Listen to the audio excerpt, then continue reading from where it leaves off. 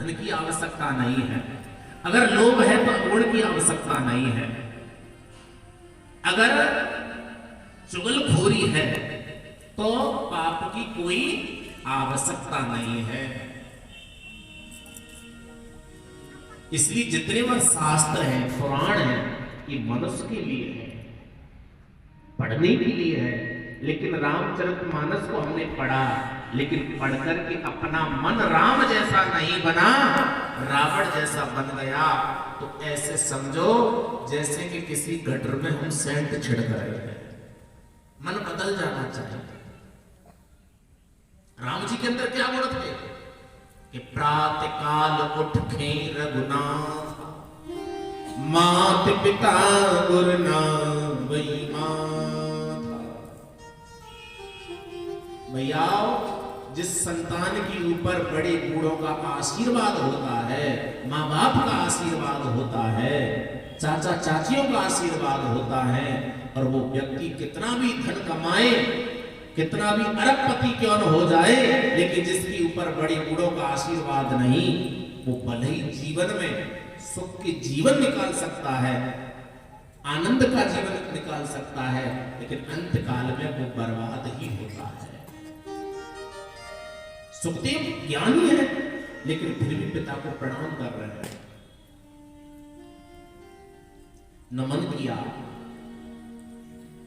हाथ पकड़ के ऊपर उठाया, बेटा तुम्हारा कल्याण हो। बोलो कि पिताजी आपने जो कथा का निर्माण किया है उसको मैं पढ़ना चाहता हूं, सीखना चाहता हूं। ये तो मेरे हृदय को खींचने वाली कथा है, आप मुझे पढ़ा।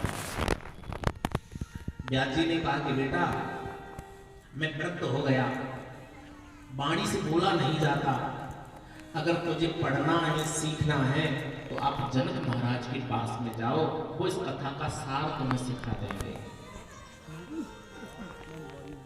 कि आत्म रामाय मुनि निर्ग्रंथा अपरूप क्रमहि। आत्मा में रमण करने वाले सुखदेव जी के लिए उनके पिता ने कहा कि आप जनक महाराज के पास में चले जाओ।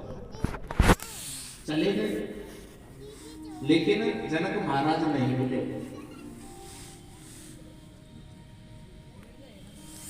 3 दिन तक उनसे नहीं मिले और अपने सेवकों से कह दिया कि मेन दरवाजे पर उनको बैठा दिया जाए, बैठे रहे,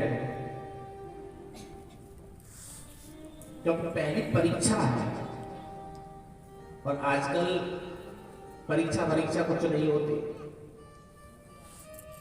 यह लोक की पढ़ाई के लिए महाराज विद्यार्थी को स्वयं पढ़ना पड़ता है, लेकिन पारलौकिक लोक में जाने के लिए हमें सदग्रंथों की आवश्यकता पड़ती है। आत्मावलोकन करने वाले सुखदेव जी ने अपना आसन लगा लिया, न तो हिले न डुले, केवल इंतजार करते रहे। एक निवेदन ये कर दो, जीवन में किसी की परीक्षा मत लेना, केवल प्रतीक्षा करना। सबरी ने राम जी की प्रतीक्षा करी और सती ने राम जी की परीक्षा ली, गड़बड़ी हो गई। इसलिए जो आनंद प्रतीक्षा में है वो परीक्षा में नहीं है। सन्मुख होए जीव मोहि जवहि, जीव मोहि जवहि, जन्म कोट नासहि भाई। सन्मुख होए जीव मोहि जवहि, जीव मोहि जवहि, जन्म कोट हरे राम हरे राम, हरे राम हरे राम, हरे राम हरे राम, हरे राम हरे राम।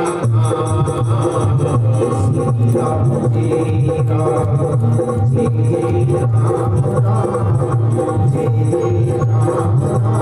श्री राम जय राम, जय राम। सुखदेव जी जनक महाराज के सन्मुख हो गए।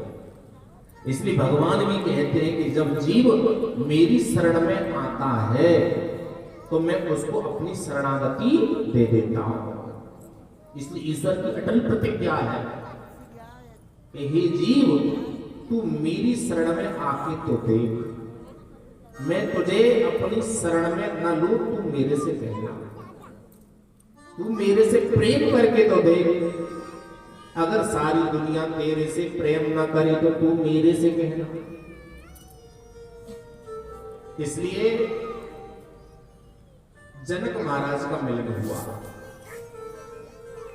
और पूरी कथा का सार उनकी समझ में आया। कब आया? जब हमारे चित्त में शुद्धि होती है तब कथा समझ